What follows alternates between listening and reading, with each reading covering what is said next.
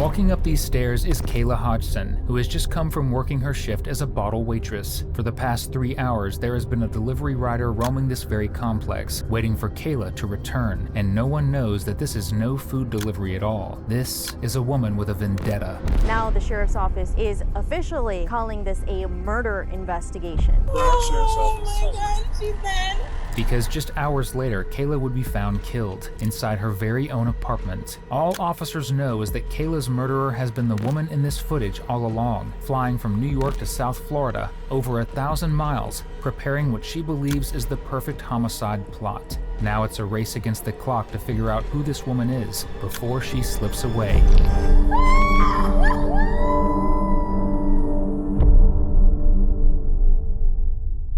On July 13th, 2022, at around 3 p.m. on a Wednesday afternoon, dispatchers at the Broward Sheriff's Office in Tamarack, Florida, received a frantic 911 call from a man who could barely string a sentence together. His name was Ruvelto Robinson. He was 31 years old and he was standing outside the apartment of his girlfriend, 23-year-old Kayla Hodgson, a vibrant, well-loved young woman who worked nights as a bottle service waitress and split her time between Florida and New York. The two had been dating casually for several months, and when she stopped answering his calls and texts, Ruvelto hadn't thought much of it at first. They'd argued the night before, but by lunchtime, the silence had stretched on too long, and something in his gut told him to drive over and check on her. When he pulled up to her apartment complex, her car was still there. The lights in her apartment were on, and the front door was unlocked. Everything looked normal from the outside, right up until Ruvelto stepped through the doorway, forcing him to make the most heartbreaking 911 call of his life. 911, tell me exactly what happened. Oh my God. Are you right by her now? Yeah. Fire rescue's on the way. They're coming as fast as they can. Within minutes, paramedics and deputies rushed to Kayla's apartment, but none of their training could have prepared them for one of the most puzzling and horrific crime scenes of their careers. A guy found her. Black Mount, he's over there, we got him. He's confirming. I'm going to ask his name. He ran down. He ran down. The guy who found her ran down, flagged fire rescue, and then ran back up. So he's saying these are his friends. Just maintain him. Yeah, we're gonna go, Sarah. He's right there. Do me a favor. Just like your hands, don't like wipe them all. Just leave them there. This from me pumping her chest. They told the paramedics to on the pump her chest. The blood all over Ruvelto was from him trying to give Kayla CPR before he gave up and called 911. But to officers walking up to a homicide scene with a bloody man standing outside of it, that wasn't exactly a comforting answer. Because whenever officers arrive at the scene of a homicide, statistically, the person who reports the body is very often the same person they end up suspecting. And it is for exactly that reason they decide to keep a close eye on Ruvelto, to either rule him out or figure out whether he's the one who did this to Kayla. We're gonna have a million questions to ask you. Just bear with us, right? Okay, you are her. What's the phone number for you? You got a cell phone? Is this a cell? Yes, it's a cell phone.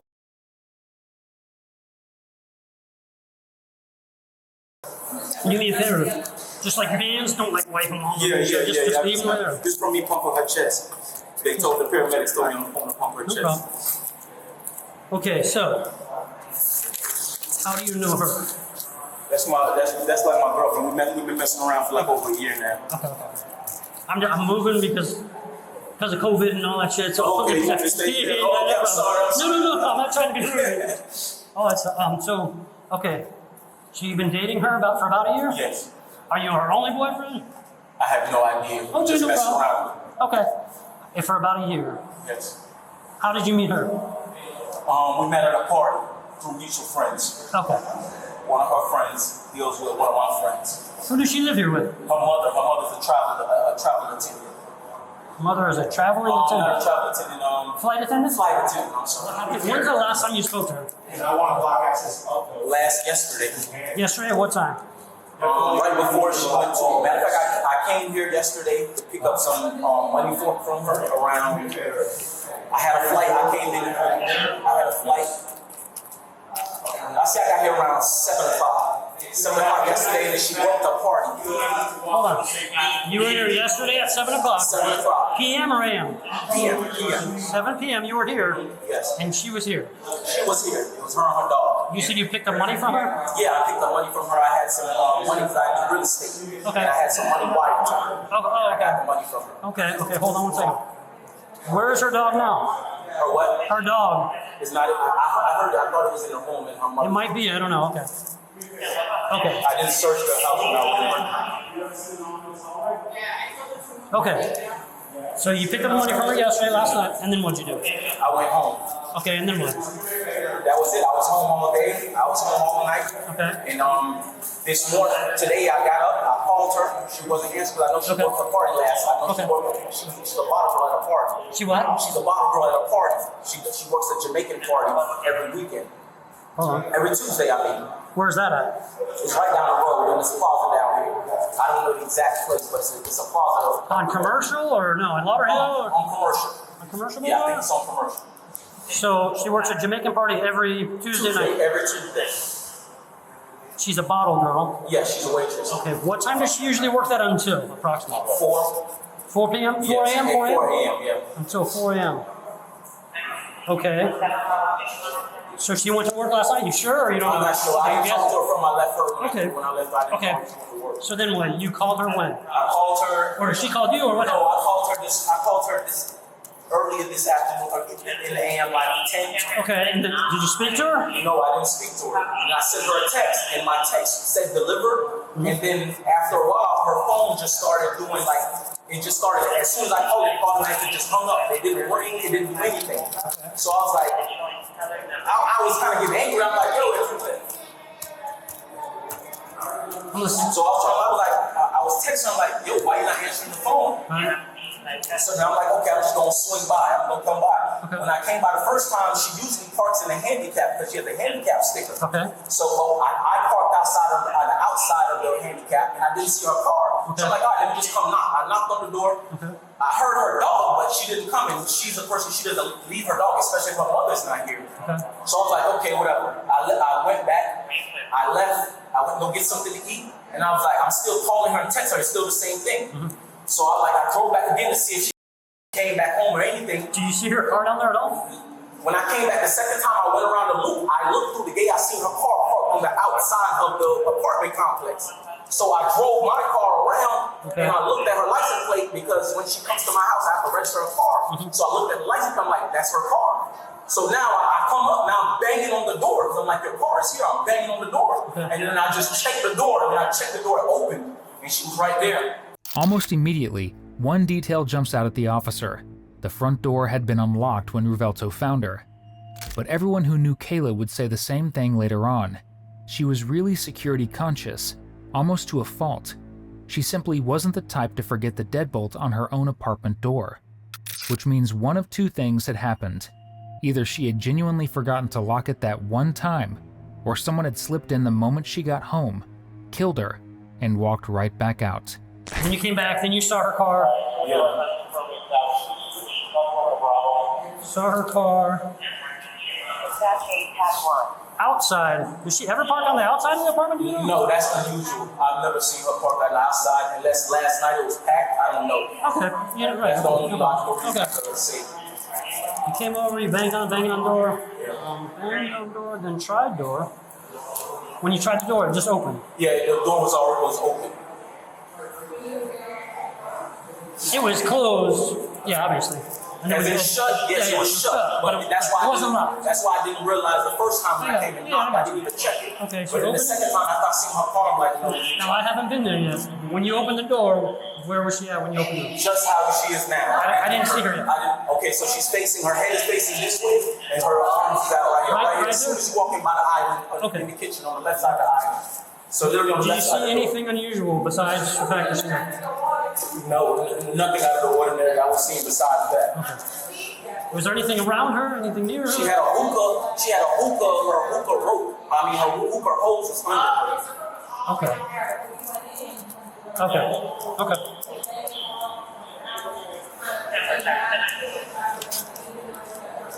Then what happened after that? When you saw her there, what happened? What did you do? Okay. And then what? After I called them, they kept me on the phone. They told me to go back inside and pump on her chest. Okay. And so they stood on the phone, coached me, pump on her chest. And then that's when I heard you guys, the ambulance. And then What do you mean you heard the ambulance? I heard the siren. You guys' siren. Yeah, I heard the siren. And I was like, ma'am, I don't know if they can come in. They know where I'm at. Can I go downstairs and tell them? So that's when I ran downstairs. You ran downstairs? Yes. You flagged them down, which they said they Yeah, I flagged them down. And then you ran back up? Yeah, no, I went with them. I walked up with the paramedics. Okay.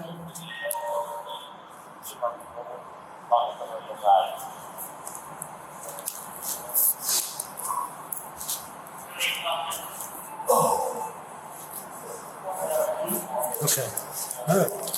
Do you have an ID with you at all or no? Identification? Do you have an identification? I have a picture on me. You have your No, I don't identification? have mine. How'd you get here? Drove? Yeah, I drove my car. Okay. All right. Obviously, that's what's going to happen. We're going to call some detectives. Just protocol. They got to come out and find out what happened. Ruvelto's reaction here is one of the reasons deputies would eventually clear him as a suspect. He isn't pretending to grieve. Instead, he's genuinely confused, exhausted, and visibly destroyed, with no idea why this has happened. The only silver lining in this state of panic, though, is that he's about to give officers their first real clue. Has she been depressed? Has she been saying things she wants to hurt herself? Right? No, she's not that type of person. She's not that type of person. She's a happy-go-lucky person. She's happy. When you picked up money from her yesterday at 7, was everything cool then? Yeah, everything was good. Everything was cool with us. Everything was cool with her. That one phrase, that everything was good, won't survive the next 48 hours, because once detectives start digging into Kayla's life, they will find that plenty has been wrong for a long time. While Ruvelto is being questioned, 2 more officers are prepared to enter the apartment, and what they will find will haunt them for a very long time. She's gonna be right there when you go in. Yep. Oh, shit. Yeah, she'll be right there. You guys run there for Kayla was lying just inside the front doorway. There were signs of a violent struggle, and it's clear she had fought hard before she was overwhelmed. Underneath her was a broken glass hookah, with a large chunk of the stem missing from the scene. And in the back bedroom, behind a closed door, officers found Kayla's dog, alive but frightened. The medical examiner would later determine that Kayla had suffered multiple stab wounds, but the detail that mattered most was her hands. Several of her nails had been torn off, which is an unmistakable sign of someone fighting for their life. And whoever she fought had left their DNA underneath those nails. As the scene is being secured, Kayla's cousin Melanie arrives at the apartment complex. She had been trying to reach Kayla all morning, but she has no idea what she's walking into. When's the last time you spoke to your cousin? We spoke on Instagram, I think, yesterday. I see my cousin. Oh, this is. Do you know her mom? Yes. My aunt is coming. My aunt is a flight attendant. That's my mom. Your mom? What? Your mom's here? My mom is here. My mom is here. Is that her mom? No, that's her aunt. Okay. So Where's her mom? her mom is a flight attendant. She's working on a flight. I just finally got in touch with her. So she's coming back right now. She knows us. Yeah, she's Where supposed is to she come now? at 8:30. She's supposed to come in at 8:30. Yeah. They live together? Yeah. Yeah. How did you hear about anything? Her best friend, Who is that? What's her name? Janisa. Janisa? What did she say? She said that a guy my cousin talks to told someone that she talks to that he came here and found my cousin. Is that real? She my cousin's bad, really? I haven't been in there. I don't know. Was she in the house? It's an ongoing investigation, so check it in. We can't share too much. You know, we want to. You can't share too much. Please. Can I see my cousin, please? So I'm gonna take this next to her, go with the branch sheriff's Oh office. my God, she's dead.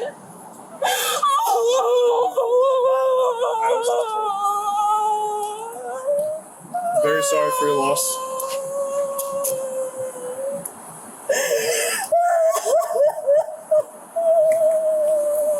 So, what's your name, ma'am? Melanie? Is anybody here with let's go. Yeah, I'm gonna bring it to them, okay? And then I'll talk to you and I'll talk to your family. You need help getting up? Come on. Come on. Okay. By the time the rest of Kayla's family gets the news, detectives are already doing their best to solve her murder. But right now, they have almost nothing solid to work with. They have a body, a bloody apartment, a casual boyfriend who clearly isn't a killer, and no murder weapon. Most importantly, they have no witnesses and a victim who, by every account, doesn't have a single enemy in the world. So they do what homicide detectives always do when they're starting from scratch. They go to the people who knew Kayla best. And one of them was about to drop a name that would crack this entire case wide open. That name would come from Kayla's best friend, Janisa Tate, as detectives sit her down for an interview. This would be a tape sworn statement of Janisa Tate. We're here today discussing the death of Kayla Hodgson, and from my understanding, you are the best friend of Kayla. Is that correct? Yes. All right. And you mentioned prior to going on tape that you guys had both been in New York recently from July 6th to July 9th. Is that correct? Yes. And the last time you actually saw Kayla was when? The 9th. Janisa knew Kayla better than anyone. They worked the same bottle service circuit, flew between Florida and New York together, and ran in the same crowd. If there was anything off in Kayla's life, Janisa would know about it first. And she tells them something Kayla had been hiding from almost everyone in her life, including her own boyfriend. From my understanding, Kayla was dating a guy who had a girlfriend down here in Florida by the name of Rivalto Robinson. Mm-hmm. Do you know him by Rivalto, or how do you say his name? Velt. Velt, okay. Mm-hmm. I've heard several names, Velt, okay. Mm-hmm. Besides V, who else was Kayla seeing as far as guys or girls go? There was a guy named Shakur. There was a guy named Terrence. Okay. Is he from New York or Broward? Terrence lives in New York. And is Terrence the only one from New York? Yes. And there it was, the piece of the puzzle that Rivalto never had. Kayla wasn't just dating him down in Florida. She was also seeing a man up in New York named Terrence Thurmagen, who everyone called Terry. Now, to understand what is about to happen, you need to understand the love triangle at the heart of this case, because everything that followed was built on it. Terry was a man about town in Queens, who by all accounts told Kayla one story while telling everyone else around him a completely different one. To Kayla, Terry was a casual fling, a guy with a lot of money who would fly her out to dinner whenever she was in New York and ship her food orders down in Florida. He also told her he had an ex who was a bit of a problem, but nothing serious. However, to the 31-year-old New York woman, Sakina Thompson, Terry was her boyfriend. The man she lived with and the man she would later claim on a witness stand had gotten her pregnant. As far as Sakina was concerned, the two of them were a couple, and any woman in Terry's life was a threat. So in her mind, Kayla was essentially the other woman here. And as Janisa keeps talking, she lands on the moment it all began. We know Terrence has a girlfriend. Correct. Well, he doesn't claim the girlfriend, but yes, he has a girlfriend. As far as you know, who does she have problems with? Is anyone her bothering her? Anyone she's in like active problem with? The only person she's ever had an active problem with, because Kayla doesn't have problems with nobody, male or female, like she doesn't entertain it. She would normally just ignore it, would be Terrence's girlfriend. Literally the first day they met, she messaged her on Instagram. And what was that problem they had? Basically, she reached out to Kayla, to see if Kayla was with the gentleman, Terrence. I have a screenshot of their DMs when she DM'd her. They just met that day. Why is this girl DMing her right away? That's exactly what Kayla thought. And when Kayla messaged the gentleman and asked him, you have a girlfriend you didn't let me know about, he denied it. He said he don't have no girlfriend. He doesn't know none of that. Like, he has an ex. That's what he claimed it as, his ex. So Kayla continued to speak to him. The 29th, me and Kayla worked a party. So the party we worked in New York, they came. When you say they, you mean Terrence and Terrence friends? And his friends. So okay. We go back there now, and Kayla and him are kicking it off. He takes off his ring and puts it on Kayla's hand. So now all of the friends that are around are recording videos and stuff like that, and one of them is recording Kayla. And you see the ring on the hand. It's like a real distinctive ring? Or? Yeah, it's a big ring. Okay. I think I have a video of it. Very big, distinct ring. Kayla's dancing, and you see the ring. And Kayla's like, with the ring, she doesn't think nothing of it. The next day, we get a DM from the girlfriend. So the screenshot's basically saying, like, asking Kayla if she's with this guy now. Correct. But Kayla didn't respond to that? No. She responded to the first two in the beginning, you know, like, because the girl reached out and she's like, in regards to what? And then she was like, the guy with the braids, was he trying to talk to you or do y'all talk? The guy with the braids is Terrence. And then, of course, Kayla didn't respond. That's when she called the guy and was like, you know, a girl messaging me, is that your girlfriend? They went out to dinner. And when they went out to dinner the next day in the morning, she messaged her again. Somewhere out there, Sakina saw that harmless video, and from that single clip she found Kayla's Instagram, dug up her phone number, and began what Kayla's friends could only describe as a year-long obsession. It's you not answering when you could be a female. The stick part is, if y'all really talking and hanging out, I want you to know I'm not coming easy on either of y'all. On her top there's a picture of her? Yeah, that's her. Underneath Shaki, it says Sakina, Sakiyna. Yes. Okay. Now, how do we know that she's involved with Terrence, this Sakina? How do you know that's Terrence she's referring to? All on her page, you see Terrence. Sakina never directed her anger at Terry, the boyfriend actually cheating on her. She aimed all of it at Kayla, a woman who didn't even know Terry had a girlfriend. In the beginning of last month, she was getting prank calls. And with those prank calls, what was being said? Was it threatening calls or? More like, you're leave my man alone. Kayla would answer the phone, and she swore it was a person from New York because the person on the phone said that. That's like something New York people say, you know? And it was always the same girl's voice? It was always the same voice, yeah. She said, like, they would be silent for a good minute, then I would have to scream hello just for them to say hello. Like, then at the end, she was like, you know you're right? And I was like, yeah, I know. Tell me something else. Then the go quiet. Kayla's mother, Diana, had noticed it too. Prank calls from an unknown woman in the weeks before the murder. But it wasn't anything concrete or threatening enough to involve the police. Until now. And when investigators revisited their earlier interviews with Ruvelto, they realized he had mentioned the exact same thing. Is there anything you can think of that I didn't ask you that you think might be important? She don't have problems. Like, she's a very happy-go-lucky person. The only thing, like, a couple weeks ago, she was getting, like, prank calls, but she didn't get into details about it. Those prank calls didn't seem so random anymore. In fact, they were starting to look like the first red flag that, until this moment, no one around Kayla had taken seriously enough. He's calling her the whole time she's driving there and telling her, don't go inside. Please don't go inside. I'm begging you. Don't go inside. Showtime. Don't go inside. And I'm looking at her and I'm telling her, like, the girl has to be inside, you know? Like, there's no other reason why he don't want you to go in. So we ended up pulling up to Showtime, and he ends up calling her because he sees us park. And he's like, come to my car. So I ended up just still going inside.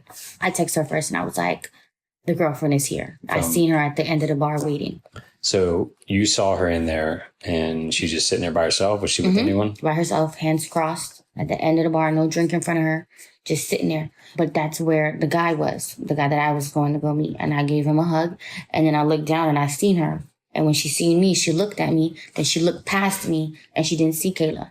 So then she sat there for a little minute, you know, waiting to see if she's going to come. Then the place was closing and she got up and she left. So Kayla never came in? They went to a different place together, him and her. It was the only time Janisa would ever see Sakina in person, and it was a moment so tense, Terry himself was on the phone begging Kayla not to walk into the bar. Sakina waited that night, but Kayla never showed, so she eventually gave up and left. That night, Kayla luckily avoided tragedy, but the next time Sakina came looking, she wouldn't. And if watching killers like this get caught is your thing, subscribe. It's literally all we do here. With Sakina's name now in front of them, detectives turn to the surveillance footage from Kayla's apartment complex. And what it shows them is a murder that had been planned, step by step, for days. It started 3 days earlier. On July 10th, Sakina Thompson boarded a flight at JFK and landed in Fort Lauderdale, alone, with no friends or family in the state, and no real reason to be there at all. She checked into a hotel nearby, booked ride shares using fake names, and started moving around Kayla's neighborhood almost immediately. Detectives would later realize she already knew far too much about Kayla's life, where she lived, the hours she worked, when she usually came home, and even the little routines she shared with Terry, including the Uber Eats deliveries. By 1 a.m. on the morning of the murder, Sakina was already inside the apartment complex dressed head to toe in black, a Yankees cap pulled low over her face, a mask on and a Shake Shack bag in her hand. Terry had apparently been sending Kayla late-night food deliveries for months, and Sakina knew it. Detectives believe she counted on Kayla glancing through the peephole, seeing a woman holding takeout, and assuming Terry had sent her another order. It was her way in. Then came the waiting. For the next 3 hours, surveillance cameras captured Sakina wandering through the complex almost like she was stalking Kayla's return. She drifted between buildings and repeatedly stopped at the mailboxes, reading apartment numbers and residents' names. To anyone else, she looked lost. In reality, she was waiting for the right moment. At one point, she pretended to be looking at the mailboxes and casually flipped her phone over. In that single half second, she made the single biggest mistake of the night. Because if you look closely, you can see exactly what app is open on her screen. It was Instagram, and it was open on her own profile. Then, finally, just before 5 a.m., Kayla finally comes home. She just finished a long night on her feet, and you can see how tired she is, head down and moving slowly. She's completely unaware that another woman had been lurking around her apartment complex for hours waiting for her. And the second Kayla walks inside, Sakina's entire demeanor changes. The wandering stops immediately. She turns and heads straight toward the apartment door. This is the last time anyone sees Kayla Hodgson alive. After that, Sakina disappears from the cameras for nearly an hour, and detectives believe that was the time she spent inside the apartment murdering Kayla. Investigators later reconstructed what likely happened from the evidence left behind at the scene. Kayla most likely opened the door expecting food. Instead, a violent struggle broke out almost immediately, moving from the doorway deeper into the apartment. Detectives found broken items scattered through the hallway, including a shattered hookah, while Kayla's nails had been torn off during the fight. Every piece of evidence pointed to the same conclusion. She fought desperately to survive, but she never stood a chance. When it was over, Sakina shut the frightened dog in a back bedroom and then did something almost no one could believe. She walked out wearing the clothes of the woman she had just murdered in cold blood, a hoodie later identified by the victim's mother, along with a pair of sandals Kayla had shared with her. And as if the murder itself wasn't enough, she had left carrying a bag stuffed with stolen items from the apartment. A rideshare picked her up under a fake name, the second fake account she'd used that day. She returned to her hotel, showered, and caught a flight back to New York. By the time Ruvelto found Kayla's body that afternoon, Sakina was already long gone. When detectives sat down with Janisa and showed her this surveillance footage, she recognized the mystery woman almost instantly. By the end of the week, detectives had all of it. Janisa's identification, a year of Instagram harassment, WhatsApp messages traced to a New York number registered to Sakina, cell tower data placing that phone in Kayla's parking lot from 1 a.m. to 6 a.m. the morning of the murder. They even had Sakina's own Instagram, where she'd posted herself in the exact same Prada shoes, hoodie, and phone case seen in the footage. Unknowingly, and in a moment of sheer stupidity, Sakina had documented her own crimes. And most importantly of all, they had her DNA underneath the nails of a woman she had never even met.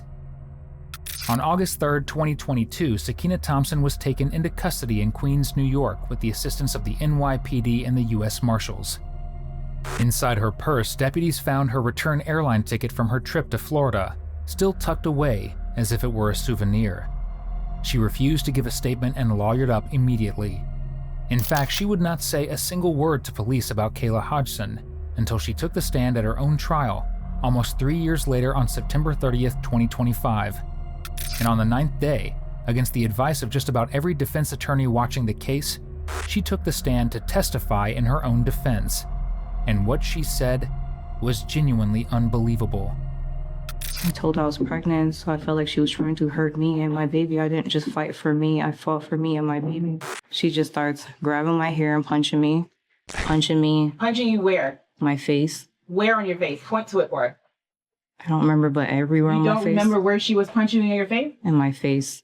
Sakina's story, as she told the jury, was that she had flown to Florida to have a calm woman-to-woman conversation with Kayla about Terry. She had knocked on the door at 5 a.m., and Kayla had let her in. Then she had told her love rival that she was 2 months pregnant with Terry's child, and that Kayla, upon hearing this, had attacked her. I mean, this is why you killed her, right? No. You didn't kill her because she was fighting you? No, I killed her because she took the glass from the hookah and slashed me across my neck. This is what she wanted the jury to believe, that after flying 1,300 miles, booking a hotel under a fake name and waiting outside in disguise for 3 hours, it was Kayla who started the fight. It was one of the weakest self-defense claims this jury had ever heard. And one fact undid it completely. Sakina never sought medical help. If she had truly been attacked and feared for her unborn child, she would have gone to a hospital, called her family, or dialed 911. Instead, she showered, stole Kayla's clothes, and went home. To no one's surprise, the jury found Sakina Thompson guilty of first-degree murder. Under Florida's criminal punishment code, she was sentenced to life in prison without the possibility of parole. 85% of you watching right now aren't subscribed. If this is the kind of content you come back for, hit subscribe. It's free, and it's one of the biggest ways you can support the channel.